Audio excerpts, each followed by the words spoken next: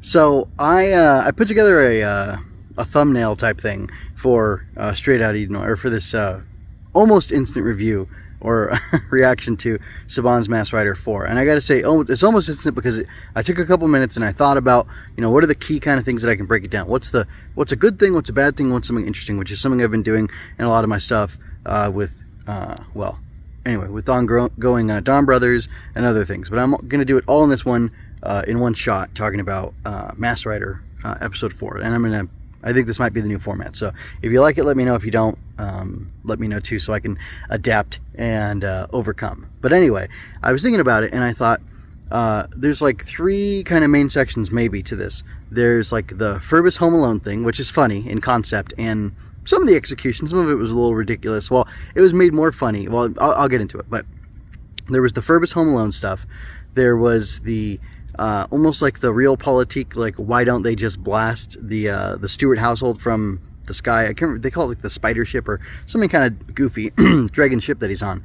And then the last thing would be, what is it? Hold on, because I got, like the odd amount of thought and care excuse me, that went into some of the aspects of the show, like the culture, a little bit of the culture of Edenoi, like the biology or zoology of Edenoi, just because they give Ferbus a species name, and also like evolution tracked differently on Edenoi than it did, I guess, everywhere else in the galaxy, or maybe everywhere in the galaxy in the Masked Rider / Power Rangers universe or cosmology or whatever. Life, like sentient human type life, evolved from different creatures. So on Earth it was apes or primates or whatever, because it's not actually monkeys, right? I mean, that's not what scientists say.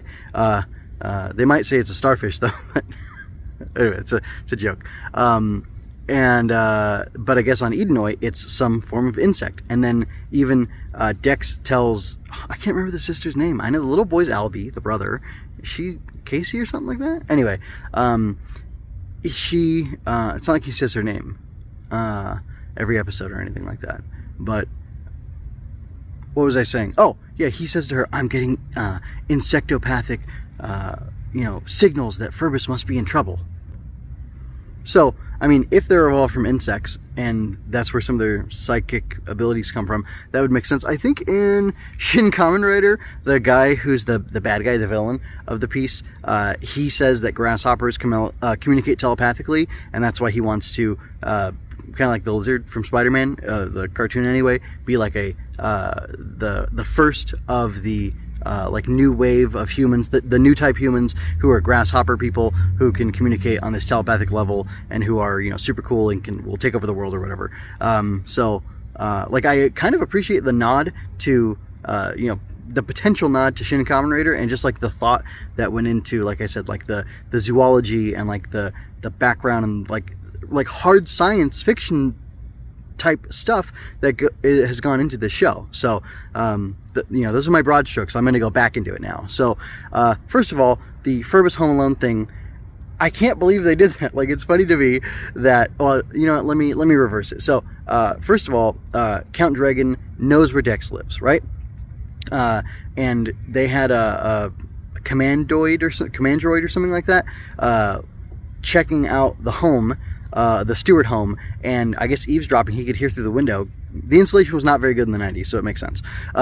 He hears through the window that Dex and Mr. Stewart, can't remember his name, have developed an alarm that will detect alien life and will sound when there is an alien there. At first Ferbus sets it off, but then he's able to, it's tweaked so that he doesn't. Although, did the command droid thing set it off instead of Ferbus? I don't know. But regardless, I guess the idea is that Dex actually modified it so that it would bypass Ferbus and whitelist him, basically, so he doesn't set it off all the time, which is good. That's smart. And again, that's another smart thing that's happening in this episode and in this show that is otherwise really ridiculous and silly in some ways. But anyway, with the Home Alone thing, we get these goons who are contracted, or not Nefaria like mind controls them and threatens them, and then they go to the Stewart home to kidnap Ferbus so they can use Ferbus as bait to draw Dex out of the home so that he can be killed. But so the 2 points kind of intersect with each other a lot. It's funny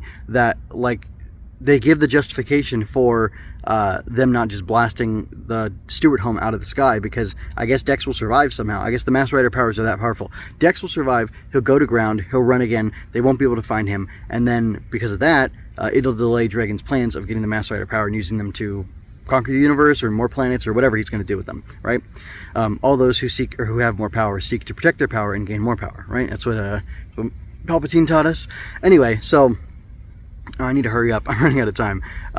So like, that's really interesting that they give like that super like legit realistic answer of why they don't just attack the home. Then they go to this silly plot where somehow Nefaria and the others on the ship find that there are these burglars burglaring a place at one time, like a warehouse or something, and she goes there and she forces them to do this thing, and then it leads to this whole Home Alone thing where Ferbus trips them and he throws chopsticks on the floor, which is hilarious. It almost feels racist, except I know that, like, you know, the mom's Chinese or whatever she is. I think she's Chinese. She looks Chinese to me. Anyway, but I'm not an expert.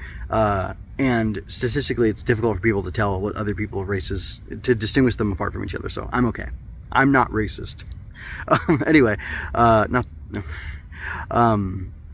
the thing is, you know, there's this whole Home Alone scenario, and like some of it's cool, like the tripping and the cement gun thing is cool, except for it's like that's goofy, but like it's also fun for a kid show, so I get that. But more importantly, like the cake falling on them, like, come on guys, a cake falling on you is not that big of a deal. You falling, you guys are, you know, 30 to 40 years old. If I fell on my back like that, I'm 34. If I fell on my back like that, I'd be hurt. I'd be laid out, I think, for a little while at least. But then again, maybe I'm not as in good shape as I should be. But regardless, like the cake falling on them was stupid because it wouldn't really do anything to stop them. But the cement gun thing, that's excellent. It makes a ton of sense. And then like they get to play it up, and you know, it's funny, the cops are like, oh, we're gonna get you cleaned up down at the station and things like that. So, you know, there was some, you know, decent humor in there and some good stuff. So it's like hit or miss with the Home Alone thing. It's funny that they even did like a Home Alone thing with Ferbus. I thought that was kind of ridiculous, but what I thought was cool and like very thoughtful. So first of all, the real politique thing of like, why don't they just blow up the house?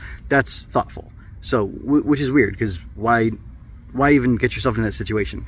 But anyway, moving on from there, the whole aspect of like humans evolving from insects on Edenoi, and Dex doing a presentation on that, and I guess he didn't check with the Stewart kids, because like, why would he? He would assume that humans evolve the same everywhere on all planets, right? From apes or something like that. So, or, you know, for him, from bugs.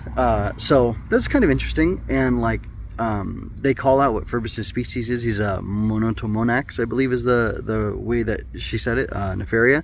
And I just find it really interesting that like they would have put the thought into this. So it's like, yeah, it is a sitcom Tokusatsu show with a superhero in it and stuff, but like there's also like, that doesn't mean that there's no thought put into it, and it's just kind of weird.